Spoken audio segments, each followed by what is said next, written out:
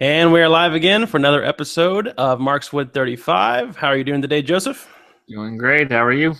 Doing wonderful. So today we're going to talk about our favorite photographers, even though we're photographers ourselves. I would say one of my favorite is you, probably. Oh, yes. I mean, Of course. yeah. I mean, you might even be number one on my list. Well, you know. So anyway, what are your favorite photographers? First off, what's your favorite genre of photographer? Like, what do you look for when you think about your favorite photographer? Uh, really anything that just catches my eye. I like taking photos of people more, but I'm getting more into landscapes because it's a lot easier to be able to go out and just go hiking by yourself and go take some photos rather than getting people together to take a photo or something like that. Very true. So for I like looking at landscapes a lot. It gets me upset because a lot of them are like in these really amazing places, and I'm like, well, can't do that here in where I am in Georgia. That's right. And so it's like, I mean, some places we can, but for the most part, in the suburbs here, it's not really going to produce the same type of images. But pretty much anything that just catches my attention, whether it's people or landscapes. So then, who is your? Do you have like an order of best to least favorite, or do you just want to start naming off some favorites? I'd say probably.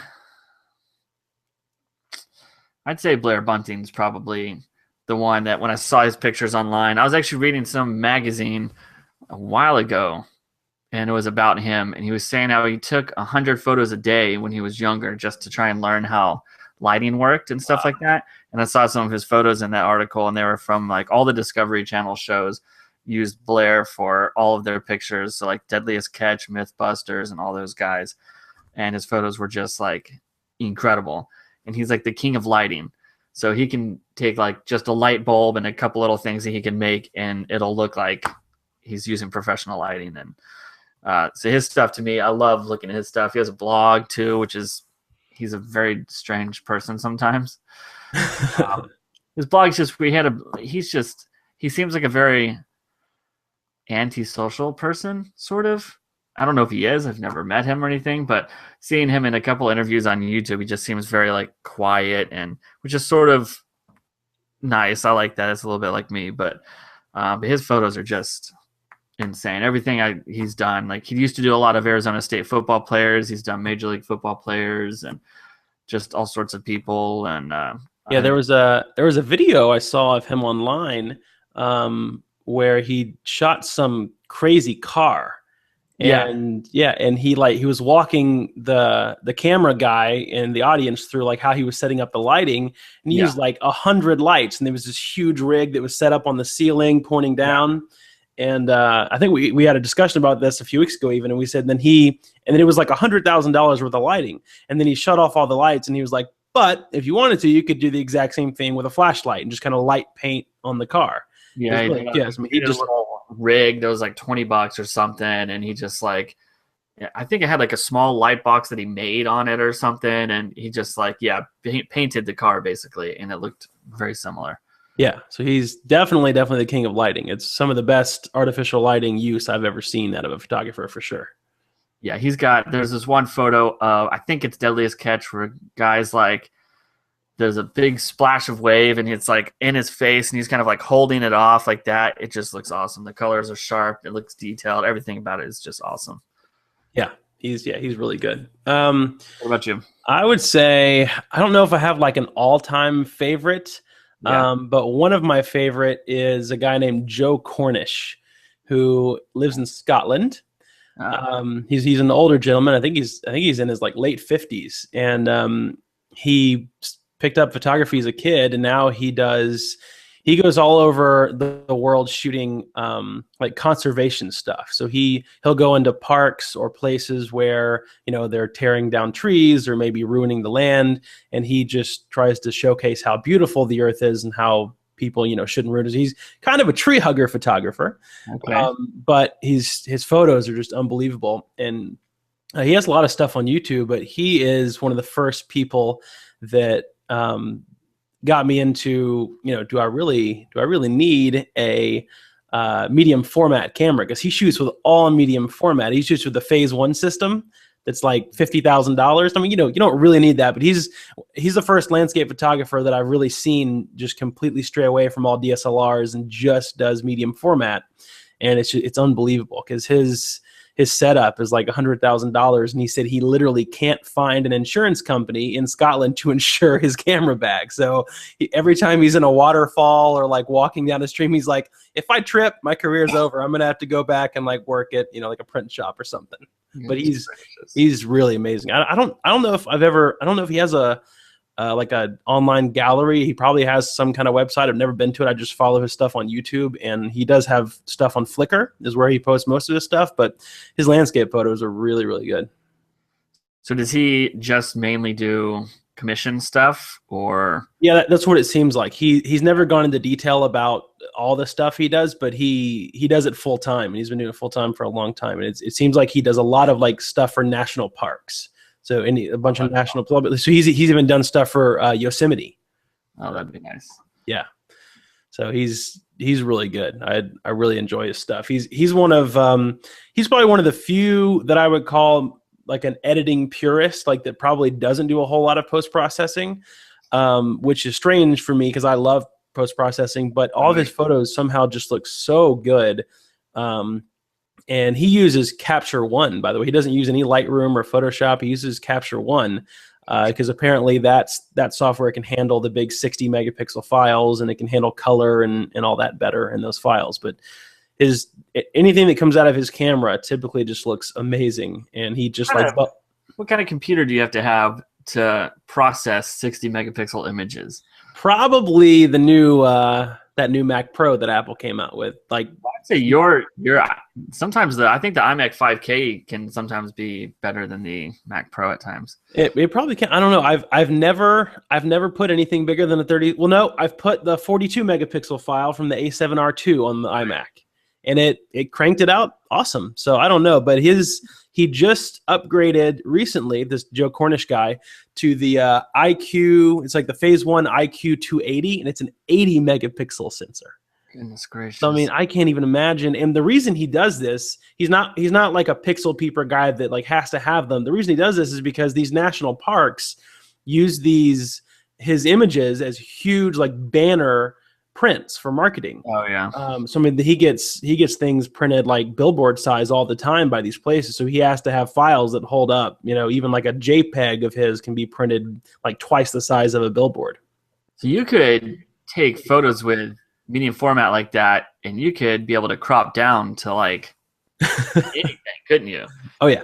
You take like any part of the picture and make it a different picture. Essentially. I know, yeah. I've always said I'm surprised that the paparazzi photographers don't shoot those more, because they're always having to like hide behind a bush to get a celebrity, and they can just they're like, I don't really care. He's like half a mile down the road, click, and then crop in, and there you go, close up. That's insane. I guess your focus would have to be perfect there too. That's very true. Focus because the medium format sensor size is almost twice the size of a 35 millimeter full frame. Jeez, so does that mean that it's like really good in low light, or does that make it? Yeah. Well, it's the reverse, and it makes it a little bit harder. Yeah, it's strange. Well, if they made a lower megapixel medium format, it would be really good in low light. But because the whole point of medium format is this whole 40, 50, 60, 80 megapixel thing, typically they only max out at like 3200 ISO, and they're not very good in low light. They're specifically for studio and landscape work. Man. Yeah. That's crazy. Oh yeah, it's insane. So what's another favorite photographer of yours? I would say probably Trey Ratcliffe. Okay. Yep. A lot of people hate for some reason. He's just one of those guys where for some odd reason when you bring his name up, people just cringe, which I don't really get, because he doesn't like create controversy for some reason, Yeah, he seems very humble all the time. He likes the way he does it, and he's okay if you don't like that. Well, that's what I like about him. I think because when you kind of pointed it out to me, I never knew who he was until you told me about him. I started looking at his YouTube videos. He has a lot of good YouTube videos. He did a TED Talk, and I just like the way he just loves taking photos. It doesn't matter what kind of camera he has, what kind of lens he has on there. It just, if you process the photo a lot, he thinks that's great. If you don't, that's great also. And he's just one of those guys that just likes taking photos and wants to help other people take photos as well. And And so I just like that. He's just he's fun to watch. Definitely not on his website, because we were just talking about this earlier. His website is just so bloated. It's just like the opposite of what you want a photography for your website to be. Yeah. You know, it's like, let's make sure our images are small in the very middle part of the screen. Let's make the rest of the whole entire website just like bloated with ads and stuff. So that's kind of annoying, but his YouTube videos are awesome though. Yeah, I agree. Yeah, I think what catches my eye about all of his work is it's so colorful. Like a lot of his stuff, he's really good at making the colors pop, and a lot of that is his post processing because he loves it. But I mean, it's, you know, I'm sure where he lives in New Zealand, the colors really are really nice when he sees a sunset, and so yeah, he just his work has awesome colors, and it just even as it's funny whenever I'm editing my photos, sometime in Photoshop, I'll shrink it to be like this little like 200 by 200 pixel thumbnail. And I do this all the time, and I'll say, does my photos, do they have the eye, like that, a really nice appeal as a small thumbnail to where it would make someone want to click on my photo and look at it? Because I've noticed as I look at photos, online or Flickr or whatever, what catches our eye is that we see color or some pattern in this small thumbnail, then we have to click on, we have to see, our mind says, oh, what is that? We click on it and we see it bigger. So I think all of his photos have that great appeal of the color, and they all look good really small, and then you blow them up and you're like, wow, it's a really great looking photo. Yeah, he gets it. And I like that he started later in life. Yeah. He started when he was 35, and that's great. Yeah. Because he hasn't been, I don't know how old he is, but he hasn't been doing it that long. So he's like 42, maybe. Yeah. So not that long at all. And like you said, all the people that don't like him are these people that have been shooting film since they were 10 years old, and now that Yeah, it's because I think a lot of it, the controversy is because he loves over processing his photos, and people hate that he's really popular because of that. But I love, he has that one picture, I think it was in China, I want to say, or somewhere, but it's got like the river that's winding around the mountain that's in the middle, and it's like really far away. Yeah, I know what you're talking about. I think it's one of his biggest prints that he's ever done or sold or something like that. I think it's just awesome. Yeah. So, and he has a lot of his Burning Man photos are awesome. Yes. It makes me really want to go to Burning Man. Yes. He's got some sweet Burning Man photos. And he just seems like a nice guy. I mean, even when he did, I think he did an episode of Digital Rev, didn't he? Yeah, he did. With Kai, they were flying the drone. The drones, yeah, and that was funny. So he's a cool guy. Yeah. So he came here into Atlanta for a photo. Yeah, and so I got to meet him and talk with him and shoot with him in Atlanta. And what was funny was I asked him, I said, so what, so far, what is your favorite city you've gone to? What is your least favorite city you've gone to? And he said, so far Atlanta, I hate the traffic. And I was like, yeah, welcome to Atlanta. Traffic and crappy drivers. Yeah. But he said, I would have to say my most favorite so far is New York. And I said, oh, okay. Really, why do you say that? I just asked him why. And he said, well, as we were on the photo walk, a nice gentleman came up and tapped me on the shoulder and said, hey, I saw you release these like 10 limited edition series of prints on your website. And he just wanted to know, do you have any still available? And Trey said, yeah, we have like 7 left of these 10 prints that we're selling. And the gentleman, Trey didn't know who he was or whatever. He was just walking with a camera there for the photo walk.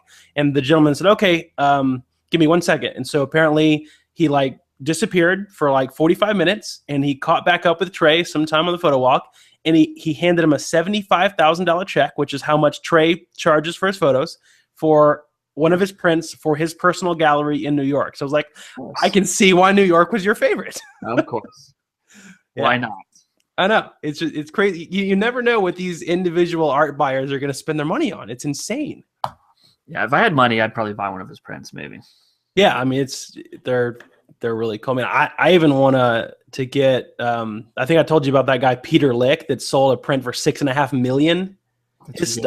His stuff's crazy too. A lot of people hate him too, just because he like really oversaturates his stuff, like highly saturates it, but it looks good.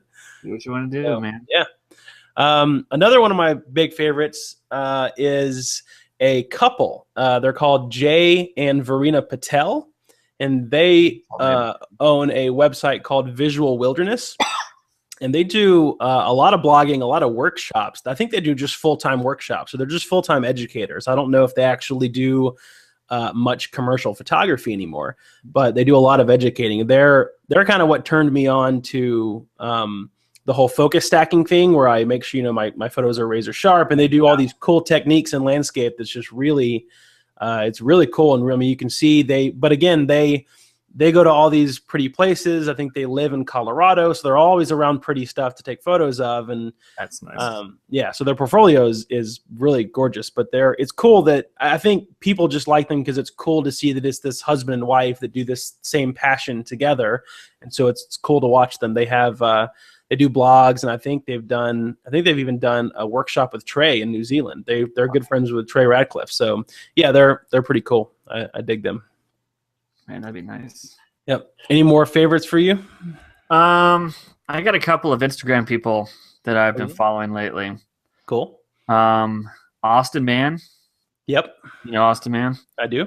So he was the guy who does a lot of landscape and a lot of different stuff like that.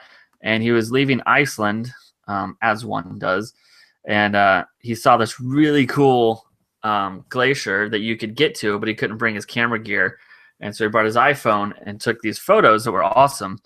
And then Apple contacted him, and they said, hey, can we use some of your photos? We're going to be doing a new campaign called Shot on iPhone, and we want to use your photos like the main photo for the campaign. And he was like, well, yeah, sure. So his stuff is cool. He's on Instagram. I think it's just Austin Man.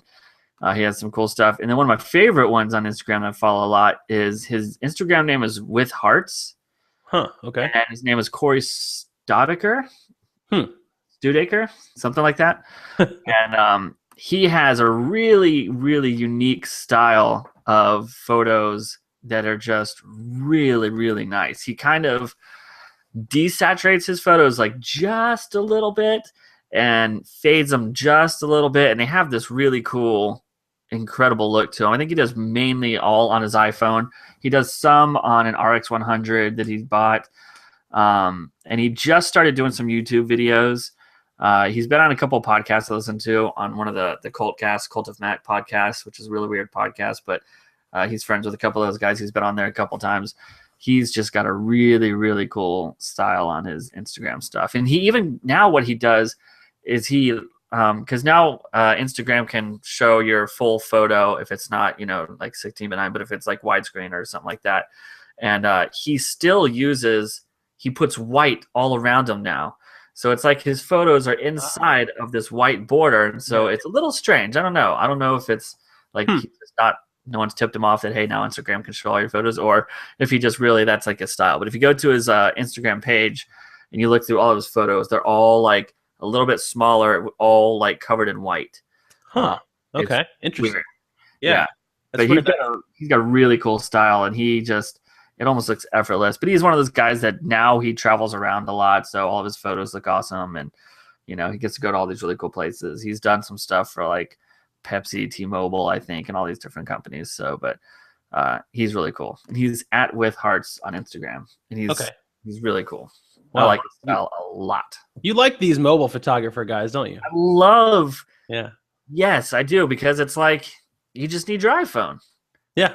It's almost like the training yourself to be a better photographer. If you can do these photos with just one little device that you just kind of hold up, and there's not much you can really do. You can't really zoom in. You can't really do this or that and the other. So it's like, every time I see their photos taken with the iPhone, I'm like, I'm just going to use my iPhone all the time now. Yeah. I mean, I end up processing my photos too much on the iPhone, though. I think the key is to just not process that much, or get like a good workflow down and just stick to it. So, yeah. So speaking of that, just quickly, what do you use? This is a whole nother website topic, but just quickly, what do you use for processing on the iPhone? My two favorites are Snapseed and Visco. Okay. Yeah. Snapseed's probably the best, is like the closest to like a true editor that's out there. Yeah. I use that a lot. It is so nice. Google bought them, which was scary, because normally when they buy a company, that company dies and the app goes away, like Sparrow.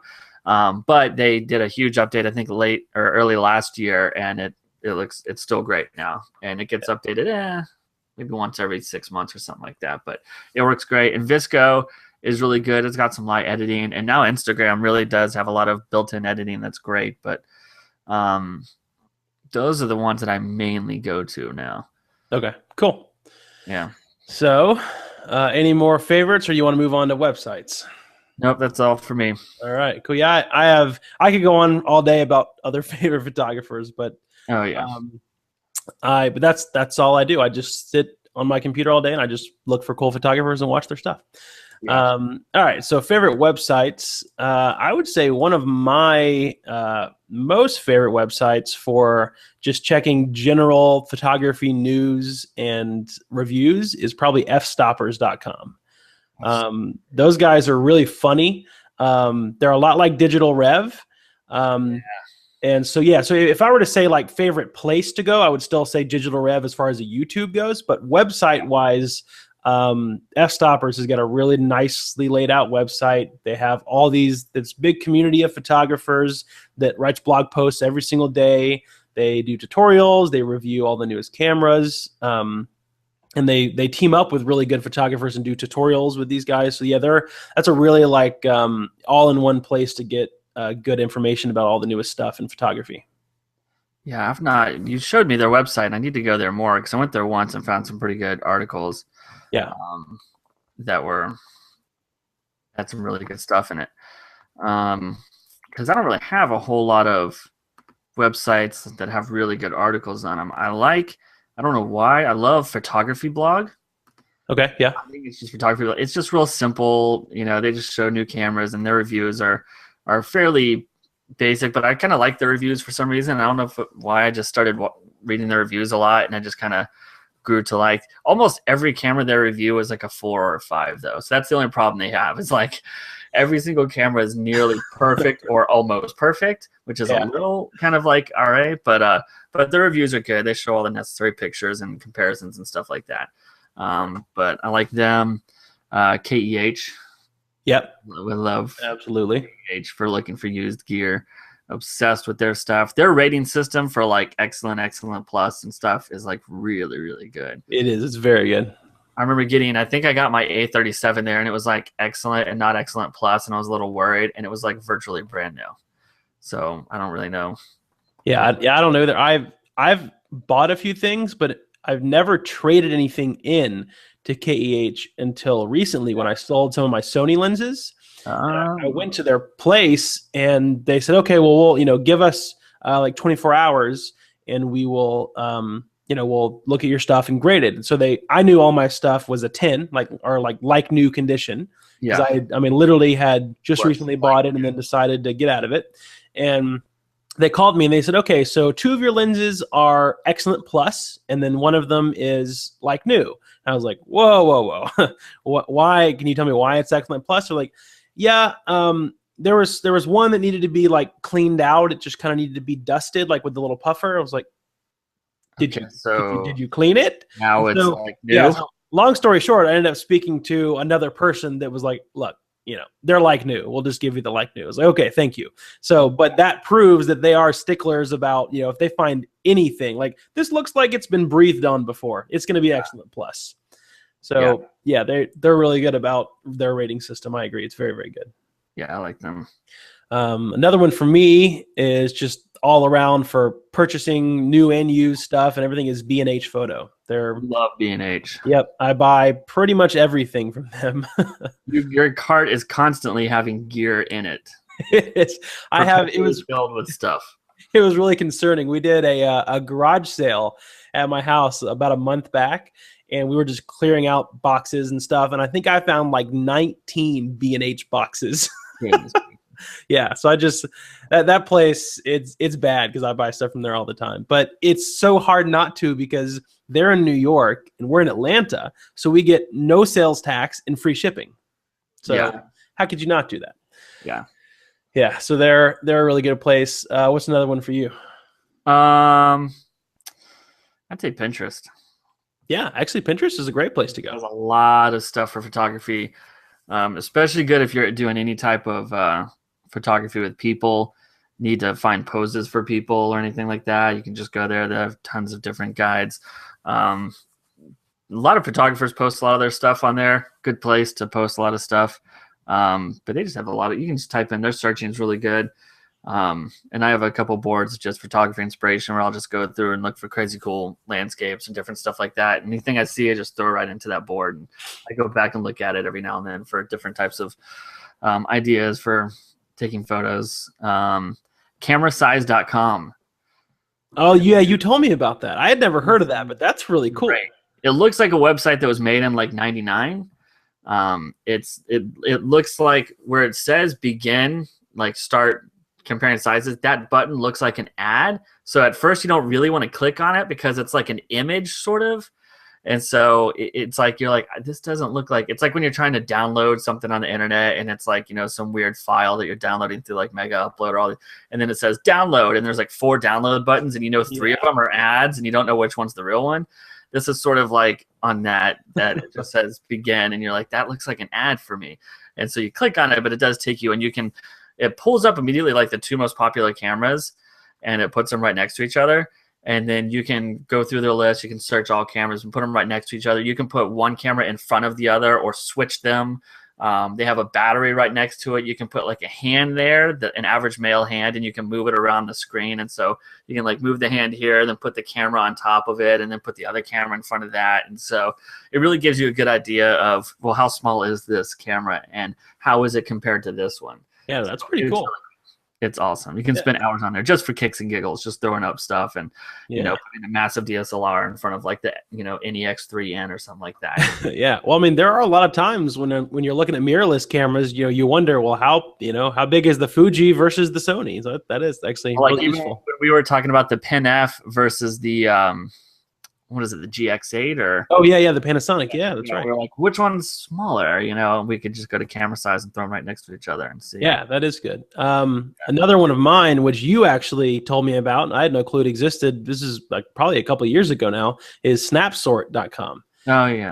Yeah, that's a great place to go for comparing any kind of camera, any brand name of camera. It'll give you a quick list of pros and cons, and it's not, you know, it's not right every time, because sometimes it'll say, well, you know, if this camera has Wi-Fi and NFC and a touch screen, then it's better than this $5,000 camera. But for the most part, it gives you really, really good information.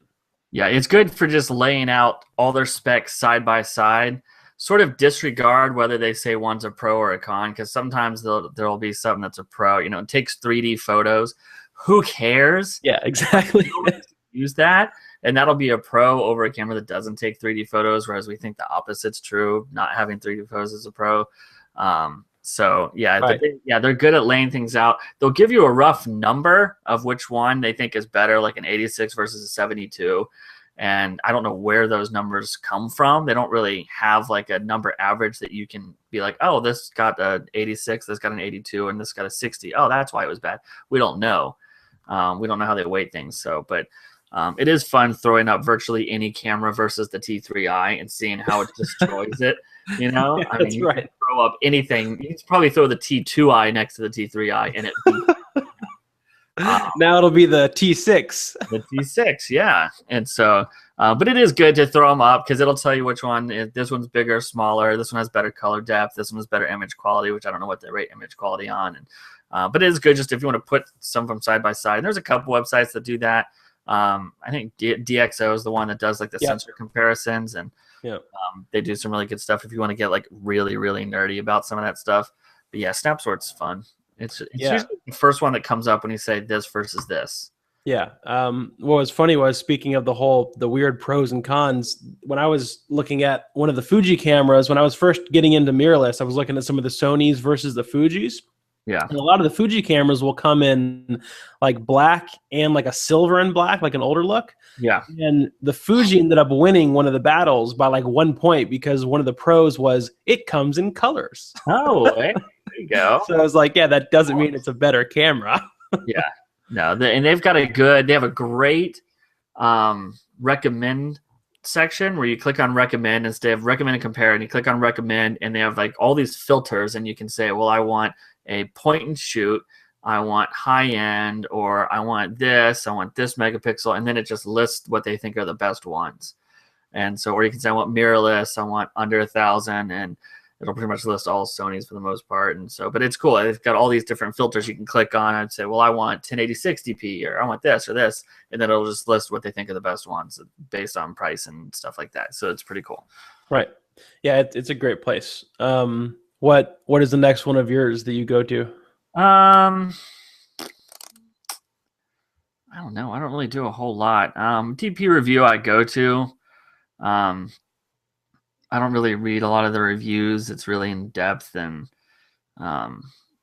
but they're I think go to their forums a lot though. Their forums seem pretty active, and for the most part they're pretty good. But every time I've gone there and I'm like, hey, I need a flash that's like under $100 that's pretty good. What can you suggest? And they're like, here's one that's $500. You don't want anything under $500. Yeah, I get that all the time. You're gonna give me $400 to help buy this? Otherwise, that is pointless. Yep. Tell me, it's like all these people are like, they always do that, and you're like, I'm trying to choose between the A6000 and the Panasonic, and they're like, this one over there. I'm like, I'm not looking at that one. I don't want that one. They're like, but that happens all the time.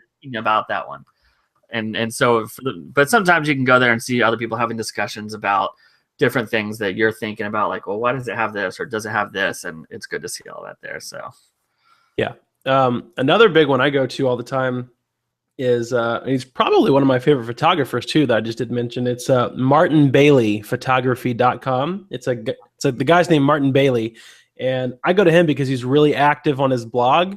And this guy, I don't know what he does. I don't know. He never really makes it clear if he does this as a hobby, like a really expensive hobby, but I'm looking at his website right now and he's always on some new trip and he's always blogging about it. So he's always in like, so right here on his website, it says a Greenland workshop, an Iceland workshop, and an Antarctica workshop all coming up. So it's like he's just everywhere all the time. And yeah, and I mean, this guy's photos, there's something about the way, and I don't know what camera he shoots with. He never really gets too specific about the gear, but there's something about his photos that always look, I think this guy likes to go and shoot in stormy weather because all of his photos look very moody and That's like cool. Dark. Yeah. So, which I love doing that. I love getting those like really big textury clouds. Yeah. And it looks like all this guy's landscape stuff is all this. It's always like right before or after a big storm. So it's kind of got this really cool look to it. I dig his stuff, and his website's got a lot of good information on. He just blogs about trips. So he'll blog about like, hey, if you're in Iceland, and you're only here for one day, here's all the places you should go to. And he'll even recommend, like, if you don't know where they are, this is a guy that you should contact. Here's his email, and all he does is drive photographers around in Iceland and shows them cool places. So I mean, he's really informative to photographers if they're ever in all these places. So it's a really good blog to follow. Pretty cool. Yep. But that's about it. I mean, there's a lot of other like personal photographers that I'll just go and check up on every once in a while, but those are the main ones. Yeah, I think that's all I pretty much do. And then outside of YouTube.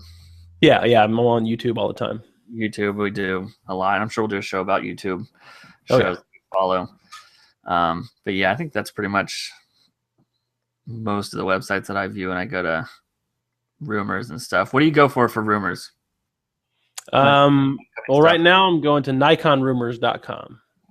Yeah, I wonder if that's owned by the same people that do Sony Alpha. I think it is. I think there's a link to Sony Alpha Rumors from NikonRumors.com. Yeah, I think it is. And they're good at. Yeah, I think it's mirrorless rumors, Canon watch, Fuji rumors, action camera rumors, Samsung rumors, the naked camera, 4/3 rumors. It doesn't. Yeah, there you go. Yep. The naked camera. What is the naked camera? So, but yeah, that's F stoppers. That's one I need to look at more. Yeah,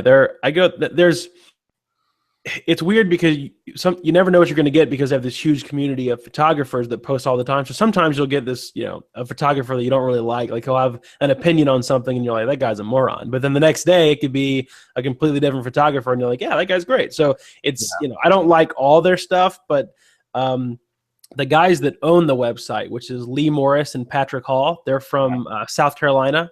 And so they're just Southern guys that just started shooting together. They do wedding photography together.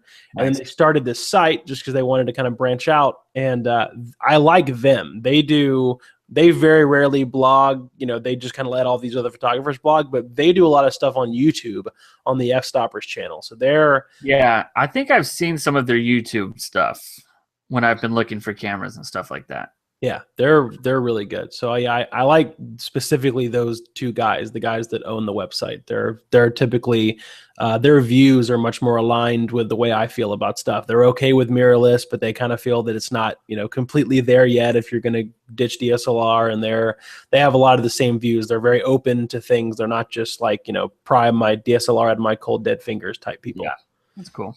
Yep. All right. So last topic before we get into the Sony, I guess, what are the best places you like to post photos? Right now, I mean, other than obviously my personal blog is right now, I just recently, last night actually, I purchased a plan on SmugMug. Yeah. So I'm really liking that. The SmugMug site looks good. People can, you know, buy prints there. It's laid out really well on, like you said last night, it looks really good on mobile. I checked it out today. So I mean, I'm really happy with that. So far, it's the greatest thing about it is that it's unlimited storage and bandwidth. So Nice. I literally got an email after I signed up, and it said, "Welcome to the SmugMug family." They were like, "Let's see, we challenge you to see how many photos you can put on our server." And then it was like, ... seriously, uploads. I mean, they're very friendly to, you know, literally put everything you own out there and we'll take it. It doesn't matter. So they're a cool place. And then obviously Instagram. That's what I'm kind of hooked on right now. Yeah, that's me too. Instagram.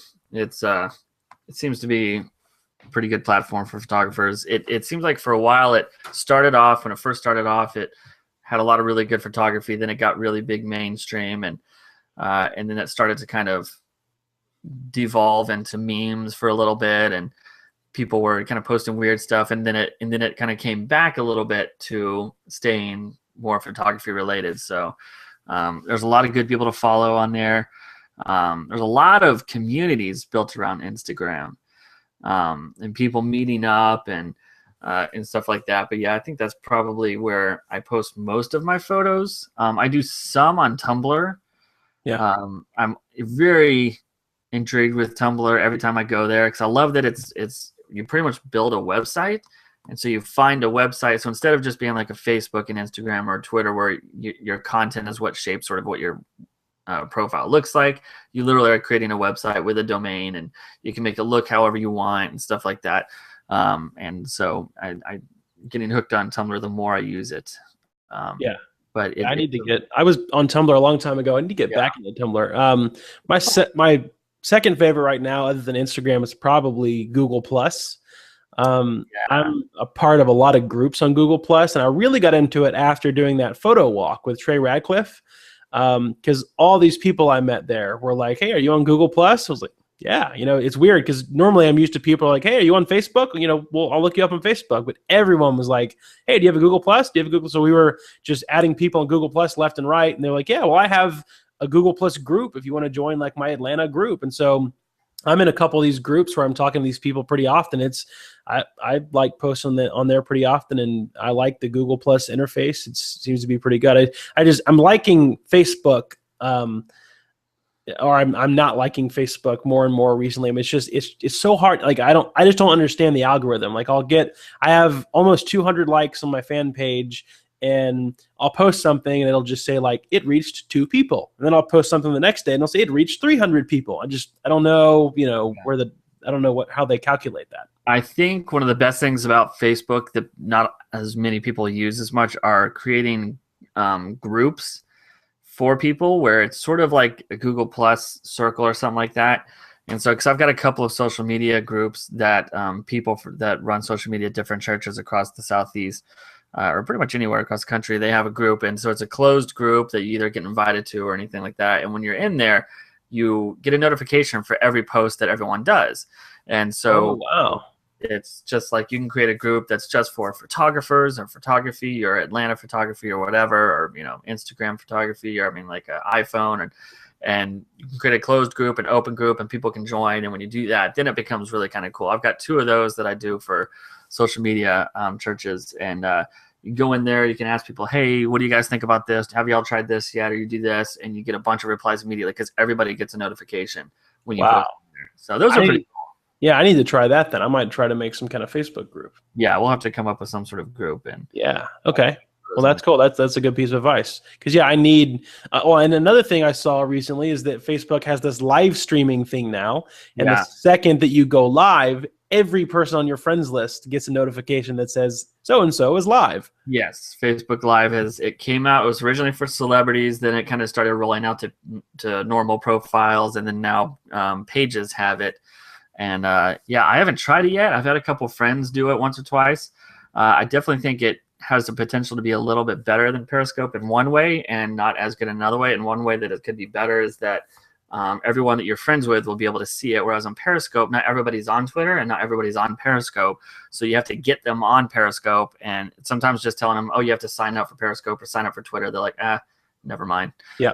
So doing it within Facebook. And apparently I was listening to a podcast today, and they said that they think the quality might be a little bit better than Periscope. So whatever they're doing there, I'm sure the quality is not significantly better, but because it's still just an iPhone streaming. So, but yeah, it's cool. So there's some stuff with Facebook that's nice, but you really kind of have to finagle it to do the things you want to do. And I've set up lists where I can follow certain churches and follow their social media, and I can go check that list whenever I want. And everything's in chronological order there. And so there are some little tricks you can do, but you really have to work at it to do it. And of course, Instagram announced that they may be changing their main feed to be algorithmic based as well. So yeah, I know, I saw that.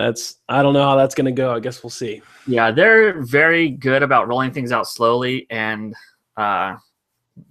taking their time with stuff. So hopefully, because at some point, if you do have more and more and more and more and more people on there, your feed starts to get filled with more and more and more and more and more and more content. And whereas it's a little bit easier on Instagram to just scroll through it, because most people usually post one picture a day or something, whereas on Facebook, they'll post like 4 links, 3 pictures of video, and 3 status updates. And so hopefully they won't have to do that, or it'll be easier. Who knows? We'll see.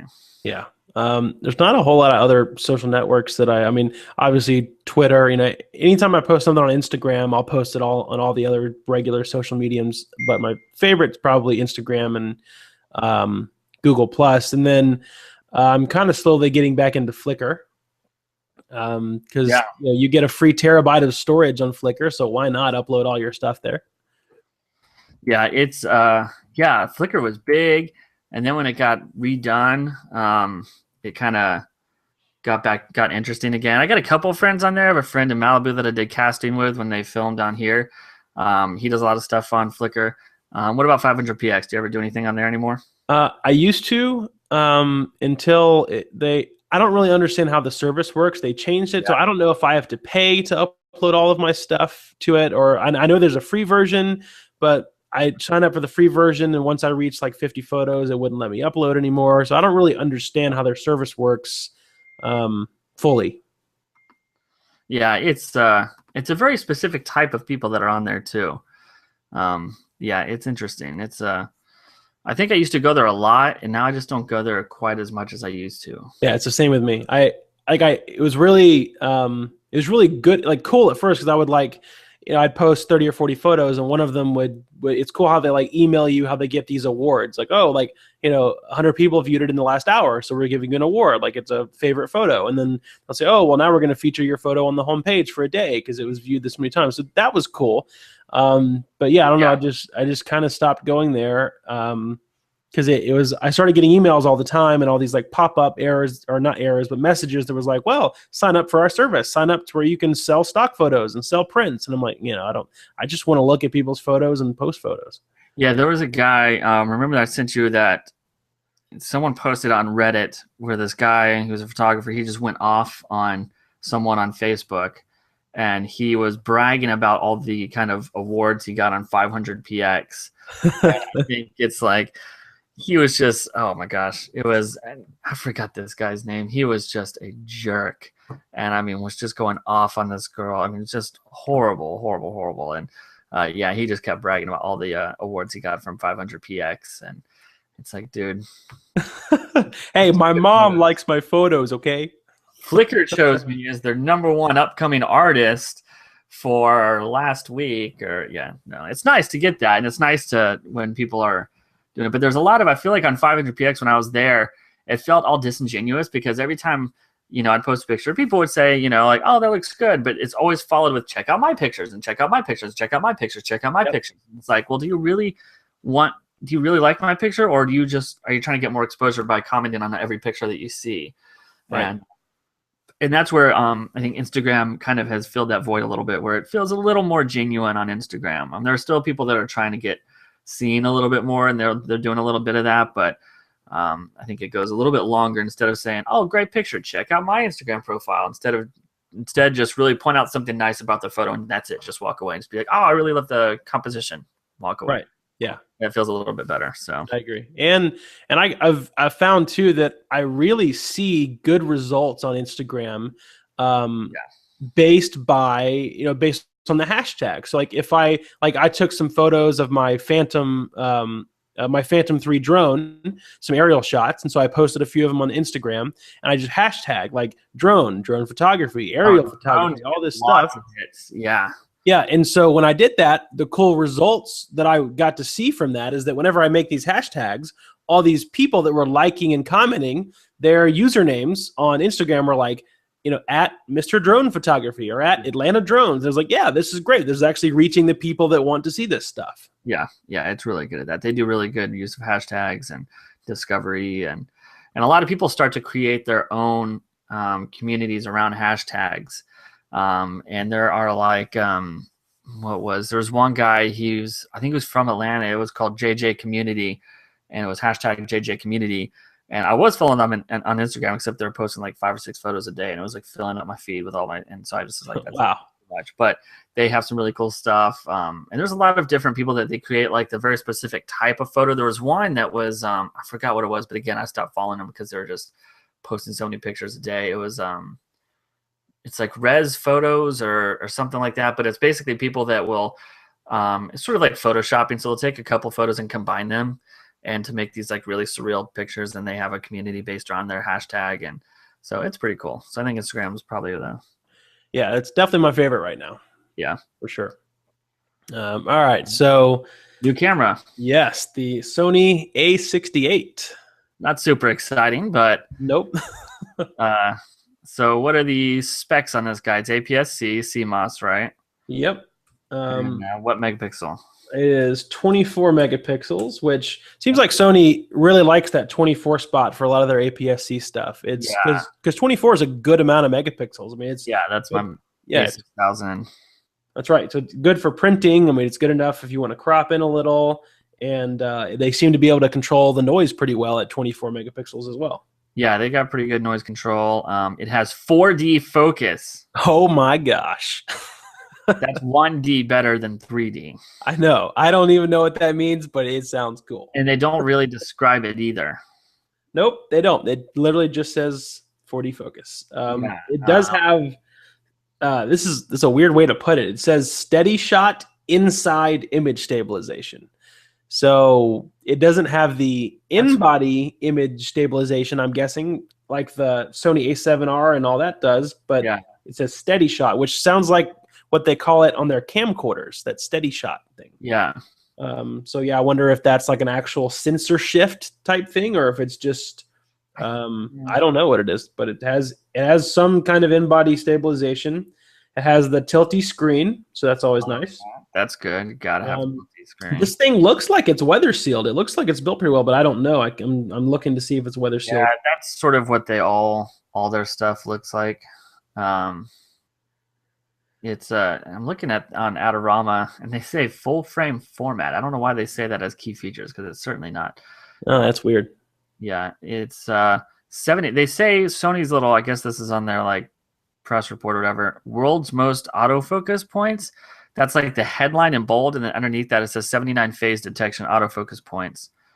That's definitely not world's most. No, I'm guessing they mean out of their translucent mirror. It must be out of their DSLTs, yeah, because the A6000 alone has like 179 or something. Now, some of them are contrast, some of them are phase detection, but yeah, I don't know why they would say world's most. I don't know. And now the A6300 has what, like 400 or something like that. 7,000. Yeah, it's ridiculous. Yeah, like 1.2 million. Something. Yeah.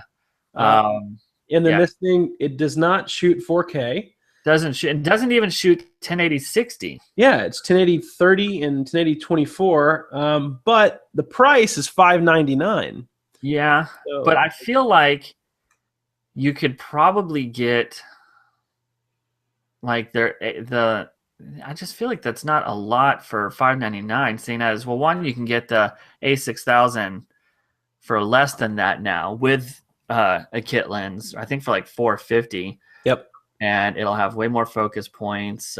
Now, the advantage that we were talking about of this is it does have more lenses. Yeah, it uses the A-mount system. So you can even get some cheap Minolta lenses for it, which I did, which I loved. Yeah, that Minolta 51.7. That's great lens. I love that lens. But yeah, I just don't know, because you probably get like that A58's probably got to be about the same as this, and it's probably cheaper, and maybe even the A38 is probably. I know. I'm just kind of running down the specs, seeing if there's anything like crazy that sets it apart. And I mean, I see that it's 100% viewfinder coverage. I don't know if that's different from the previous model. It shoots 8 frames per second, but again, your A6000 shoots 11 frames per second. Yeah. So yeah, I mean, there's not a whole lot. It doesn't look like it has. Okay, so it has a built-in mic input. That's nice for video. Yeah, that's nice. Yeah, other than that, I mean, it doesn't look, it's not weather sealed. It didn't say that anywhere. The ISO range tops out at 25,600. That's not terrible, but it's not great. Yeah, so I don't really know. I'm kind of wondering, what was the point in releasing this? It's kind of weird. Yeah, I don't know. I can understand if it was like a DSLR version of the A6000 where it had, or the A6300 where it had 4K, or it had at least 1080 60, and right, it had all the things the A6000 did for people that don't want the smaller and they want maybe a better battery life and bigger body, and with their current alpha lenses or something. But yeah, it just didn't really seem to have any major things on top of that. So yeah, I mean, I'm just sitting here looking at the specs and the $599, and I'm just sitting here asking myself, why would I not buy like a used RX10 or even the RX100 Mark IV and just sacrifice a little bit of the sensor size and get my 4K and like 10 frames per second, and that seems like a better idea. I mean, it's kind of it's not a bad camera at all. It's nothing like the Canon Rebel T6, but yeah, it's just kind of confusing why they didn't really do much else to it, being that Sony is like notorious for, releasing cameras with insane technology like every 2 minutes. Yeah. So this is kind of a confusing one. I'm trying to see what the A58 shot at, if it shot 1080 60, because my Sony HX100V, which was like a $200 super zoom, which you can probably get for $100 now, shot 1080 60. Wow. And it was awesome. Really good. Yeah. So the A58 was 20 megapixels. Yeah. So they upgraded the megapixels a little bit. It had better battery life at what was it here? It said 690 shots versus 510. Okay, so a little bump there. Well, that's from the A58. Oh, the A58. Yeah, okay. The A58 is better. Okay. Weighs less. So yeah. Here we go. A58, 1080 at 60 frames per second.